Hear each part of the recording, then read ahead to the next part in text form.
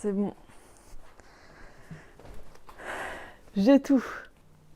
Coucou les amis, bienvenue dans cette nouvelle vidéo, je suis trop contente de faire, où je vais vous présenter les livres qui m'ont trop aidé dans ma vie. Je suis en train de réaliser un film dont j'ai fait le tournage pendant ma marche de 3 mois sur l'écologie et ce que j'appelle l'écologie intérieure surtout. C'est vraiment ça, moi, mon axe, un peu mon cheval de bataille, de se dire que tout passe par nous, qu'il faut qu'on incarne un peu le monde qu'on veut voir devenir, comme le disait si bien Gandhi.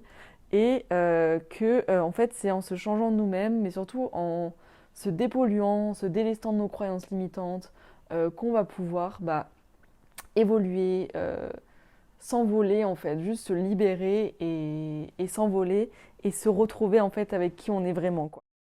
Et du coup, aujourd'hui, j'ai décidé de vous parler de ces livres qui ont vraiment, je pèse mes mots, changé ma vie. Donc, je vais les séparer en deux catégories, les livres plutôt romans et les livres plutôt, je sais pas comment on appelle ça, mais vous savez, pas roman quoi.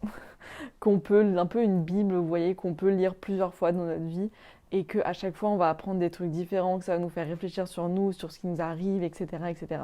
Je pense que pour attaquer ces sujets, c'est toujours plus simple de commencer avec des livres du style roman, justement. Et moi, le premier livre que j'ai lu qui m'a vraiment aidé dans ce chemin un peu spirituel de retour à moi et de développer, ouais, c'est ça, c'est cette intuition, cette sensibilité, de croire en moi, de croire en la vie surtout, c'est ce livre-là. Ta deuxième vie commence quand tu comprends que tu n'en as qu'une, de Raphaël Giordano. C'est vraiment un livre qui m'a chamboulée. Moi, c'est le premier livre que j'avais lu de ce style-là. Donc, livre un peu, voilà, on peut mettre ça dans la catégorie développement personnel. On suit un personnage, donc une femme, qui est un peu perdue dans sa vie, qui sait pas trop quoi faire, etc.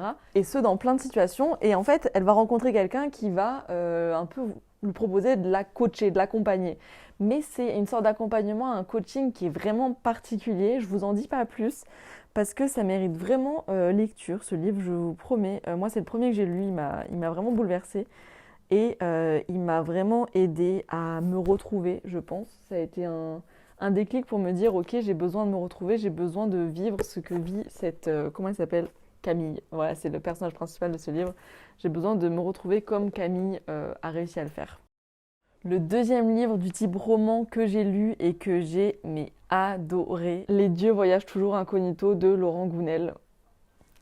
Ça, pareil, pour moi, c'est une bible. Alors, Laurent Gounel, déjà, je suis fan. Si tu passes par là, Laurent, on t'embrasse.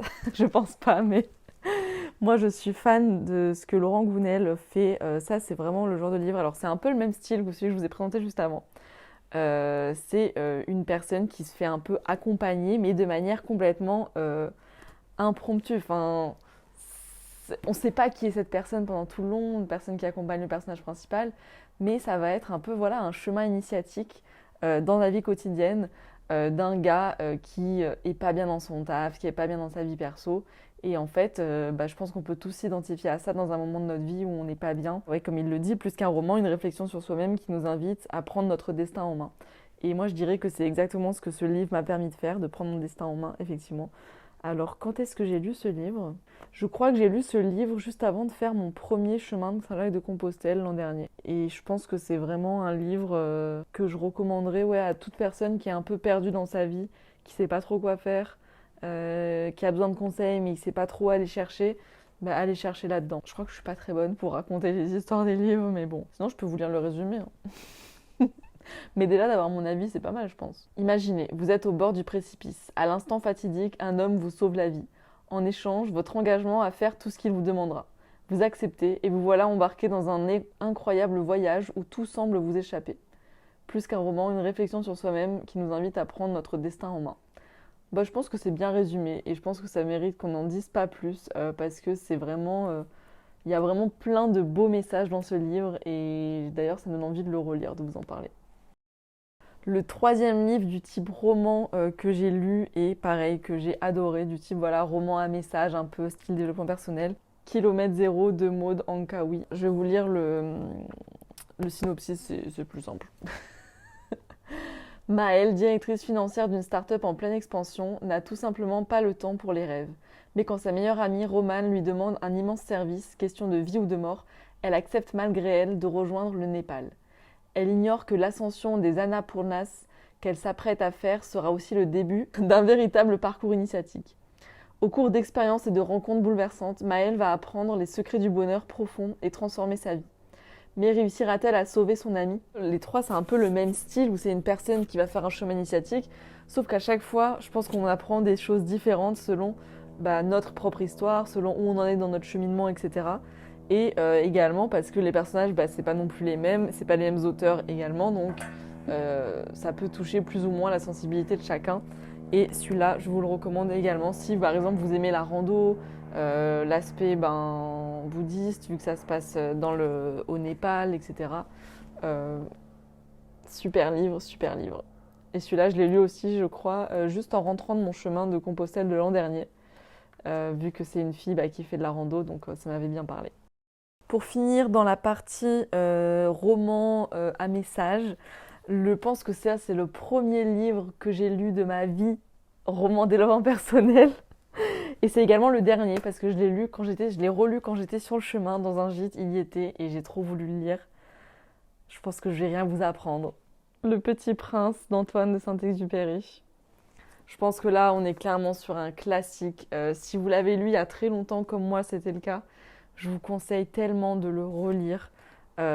C'est un livre plein de magie, de rêves, de joie, d'amour, et tellement juste ce livre. Vraiment, j'ai adoré le relire. Je trouve qu'il y a plein de beaux messages dedans. Je pense que c'est un livre qu'on devrait relire régulièrement pour s'en imprégner et pour déchiffrer tous les beaux messages. Et moi, ma citation préférée du Petit Prince, c'est on ne voit bien qu'avec le cœur, l'essentiel est invisible pour les yeux. Je pense que vous la connaissez tous. Je vais vous lire un petit extrait quand même pour vous donner envie de le relire maintenant que vous êtes grand. Ok, ce passage, je l'adore. Donc je ne sais pas si vous vous en souvenez, mais c'est au moment où il rencontre le renard. C'est alors qu'apparut le renard. « Bonjour, dit le renard. »« Bonjour, répondit poliment le Petit Prince, qui se retourna mais ne vit rien. »« Je suis là, dit la voix, sous le pommier. »« Qui es-tu, dit le Petit Prince. Tu es bien joli. »« Je suis un renard, dit le renard. »« Viens jouer avec moi, lui proposa le Petit Prince. Je suis tellement triste. »« Je ne puis pas jouer avec toi, dit le renard. Je ne suis pas apprivoisé. »« Ah, pardon, fit le Petit Prince. Mais, après réflexion, il ajouta. Qu'est-ce que signifie apprivoiser ? Tu n'es pas d'ici, dit le renard. Que cherches-tu ? Je cherche les hommes, dit le Petit Prince. Qu'est-ce que signifie apprivoiser ? Les hommes, dit le renard, ils ont des fusils et ils chassent. C'est bien gênant. Ils élèvent aussi des poules. C'est leur seul intérêt. Tu cherches des poules ? Non, dit le Petit Prince. Je cherche des amis. Qu'est-ce que signifie apprivoiser ? C'est une chose trop oubliée, dit le renard. Ça signifie créer des liens. Créer des liens ? Bien sûr, dit le renard. Tu n'es encore pour moi qu'un petit garçon tout semblable à 100 000 petits garçons, et je n'ai pas besoin de toi, et tu n'as pas besoin de moi non plus. Je ne suis pour toi qu'un renard semblable à 100 000 renards. Mais si tu m'apprivoises, nous aurons besoin l'un de l'autre. Tu seras pour moi unique au monde, je serai pour toi unique au monde.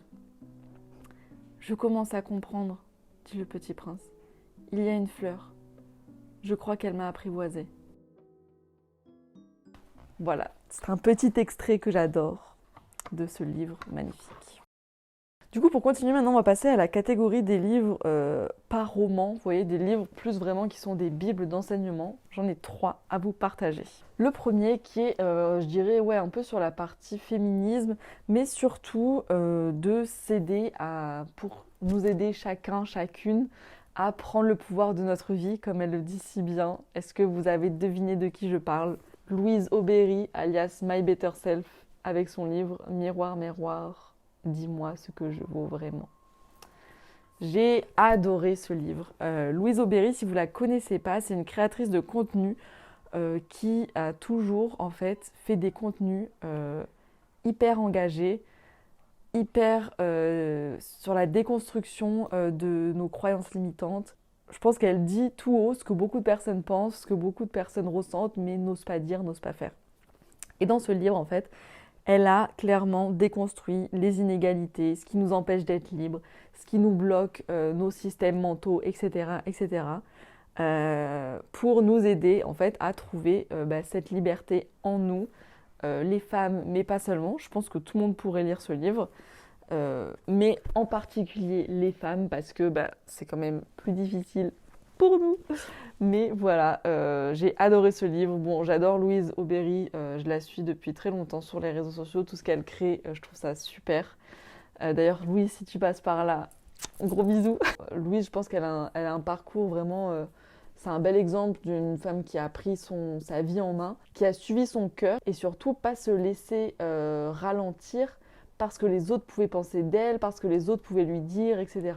Et je pense que ce livre, c'est vraiment une bible pour ça, en fait, pour se détacher du regard des autres, se détacher de ce que la société nous impose, entre guillemets, et de ce carcan dans lequel on nous enferme pour reprendre nos droits, reprendre notre liberté et kiffer notre vie, quoi. Faire ce qu'on veut, en fait, dans la vie. Certes, on a atteint l'égalité des droits en théorie, mais on n'a pas atteint l'égalité la plus importante d'entre toutes, l'égalité de la liberté.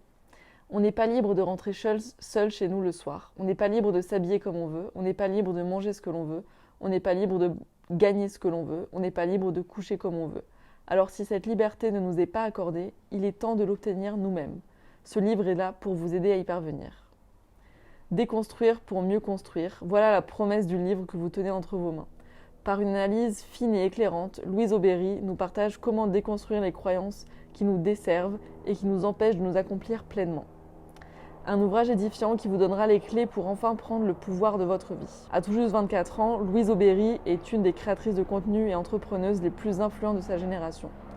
Fondatrice de la plateforme My Better Self, suivie par plus de 700 000 personnes à travers ses différents réseaux, de la marque éthique et inclusive Je ne sais quoi, de la communauté Girls in Biz et du podcast In Power, Louise a une mission, vous aider à prendre le pouvoir de votre vie. Et je trouve qu'elle le fait très bien. Bravo Louise encore pour ce livre et pour tout ce que tu fais, je trouve ça génial. Il me reste 2 livres à vous partager. C'est pour moi vraiment des livres que tout le monde devrait lire. C'est des livres qu'on devrait tous lire à plusieurs moments de nos vies, ados, jeunes adultes, à plusieurs étapes de notre vie. Voilà, bref. Le premier, c'est Les 5 blessures qui empêchent d'être soi-même de Lise Bourbeau. Je pense que ça, c'est un essentiel. Donc, je vais vous lire le petit résumé, comme à l'accoutumée. Le rejet, l'abandon, l'humiliation, la trahison et l'injustice. 5 blessures fondamentales à l'origine de nos maux, qu'ils soient physiques, émotionnels ou mentaux. Lise Bourbeau, grâce à une description très détaillée de ces blessures, nous mène vers la voie de la guérison. Car de la compréhension de ces mécanismes dépend le véritable épanouissement, celui qui nous conduit à être enfin nous-mêmes. Un guide simple et pratique pour transformer tous nos petits problèmes quotidiens en tremplin pour grandir. Elle a écrit un second livre sur la guérison des blessures que je n'ai pas lu, mais honnêtement, pour moi, celui-ci, c'est la véritable Bible. Je trouve que dans ce livre, elle donne déjà les clés pour guérir ces blessures, qui est pour moi la plus grande clé, qui est en fait d'en avoir connaissance et de, à chaque fois qu'on les voit, se poser avec soi et se dire « Ok, pourquoi là je ressens ça ? Qu'est-ce que je peux faire pour plus ressentir ça ?» ou pour faire un câlin à mon enfant intérieur et lui dire « T'inquiète pas, maintenant c'est fini. » quoi. Voilà, je vous recommande ce livre fois 1000. Et le dernier, je crois que c'est le dernier livre que j'ai lu de développement personnel et que j'ai lu d'ailleurs juste avant de partir pour mes 3 mois de marche et qui m'a que j'ai toujours en tête en fait. Et d'ailleurs j'ai envie de le relire maintenant que je viens de rentrer. C'est Les 4 accords Toltec de Don Miguel Ruiz. Ce livre pour moi c'est une bible, clairement on devrait tous lire ce livre. Je vais vous lire le résumé. Donc les 4 accords Toltec, la voie de la liberté personnelle. À chaque fois que vous le lisez, ce n'est pas le livre qui a changé mais vous. Voilà, donc ça déjà ça résume tout ce que je pense. Castaneda a fait découvrir au grand public les enseignements des chamans mexicains qui ont pour origine la tradition toltèque, gardienne des connaissances de Quetzalcoatl, le serpent à plumes. Dans ce livre, Don Miguel révèle la source des croyances limitatrices qui nous privent de joie et créent des souffrances inutiles. Il montre en des termes très simples comment on peut se libérer du conditionnement collectif, le rêve de la planète, basé sur la peur, afin de retrouver la dimension d'amour inconditionnel qui est à l'origine et constitue le fondement des enseignements toltèques. Les 4 accords proposent un puissant code de conduite capable de transformer rapidement notre vie en une expérience de liberté, de vrai bonheur et d'amour. Pardon. Le monde fascinant de la connaissance véritable et incarnée est enfin à la portée de chacun. Pour moi, ce livre, donc c'est globalement, voilà, il y a un chapitre par accord Toltec, et dans chaque chapitre, il détaille les accords, donc d'où vient cet accord, pourquoi nous, on ne pense pas de cette manière-là. Les 4 enseignements qui peuvent nous permettre d'atteindre justement cette liberté personnelle. Donc que notre parole soit impeccable, que quoi qu'il arrive, vous n'en fassiez pas une affaire personnelle, de ne pas faire de suppositions. Et le 4e, moi je crois que c'est mon préféré, c'est faites toujours de votre mieux. C'est-à-dire, voilà, faites toujours de votre mieux, ni plus ni moins. En lisant ce livre, du coup, ça permet de comprendre encore mieux ces accords, de se les approprier, de comprendre d'où ça vient, pourquoi on n'a pas ça déjà en nous, et puis surtout de comprendre comment atteindre justement cette liberté et cet état d'amour inconditionnel en soi, quoi.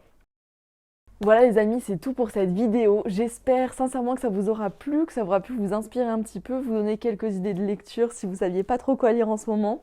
N'hésitez pas si vous avez d'autres recos de livres un peu dans ce style à les mettre en commentaire, à me dire ce que vous avez pensé de la vidéo, à vous abonner pour ne pas louper les prochaines vidéos. Et puis voilà, je vous souhaite une très belle journée, à très bientôt. Et surtout, si vous ne me suivez pas encore sur Insta ou sur TikTok, mais qu'est-ce que vous faites vraiment? Venez sur Insta, venez sur TikTok, on rigole bien, je vous partage plein de contenus exclusifs. Je partage pas les mêmes contenus sur TikTok, sur Insta et sur YouTube, donc n'hésitez pas à me suivre partout. Sur Insta, c'est vraiment plus où je partage mon quotidien un peu, mes réflexions, tout ça. Sur TikTok, ça va plus être des contenus, je pense qu'ils peuvent vous apporter vraiment beaucoup de choses, que ce soit en termes de divertissement quand je fais des randos, des paysages, mais surtout des leçons, je pense, de vie. Moi, c'est ça que j'aime bien partager en fait, c'est des petits enseignements de ce que j'apprends, que j'ai envie de vous diffuser. Donc voilà, et puis sur YouTube, comme vous le voyez, c'est un peu de tout en fait. Quand j'ai une idée, j'ai envie de faire une vidéo, je la fais et puis voilà. Donc j'espère que ça vous aura plu. Je vous dis à très bientôt pour une prochaine vidéo. Ciao ciao!